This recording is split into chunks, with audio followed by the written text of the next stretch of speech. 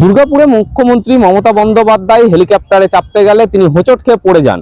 আর এই ঘটনাকে কেন্দ্র করে নিমিষের মধ্যে উদ্বেগ সৃষ্টি হয় দলীয় কর্মী সমর্থকদের মধ্যে। জুম করেছো?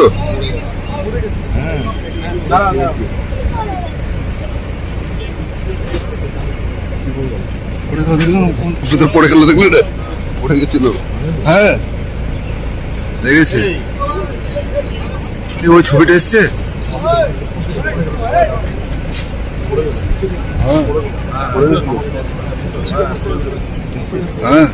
আজ শনিবার আসানসোলে দুটি জনসভা রয়েছে। তার যে লোকসভা কেন্দ্র অর্থাৎ আসানসোল লোকসভা কেন্দ্রের যিনি তৃণমূল প্রার্থী রয়েছেন শত্রুঘ্ন সিনহা, তারই সমর্থনে কুলটি এবং উষাগ্রামে দুটি সভা রয়েছে।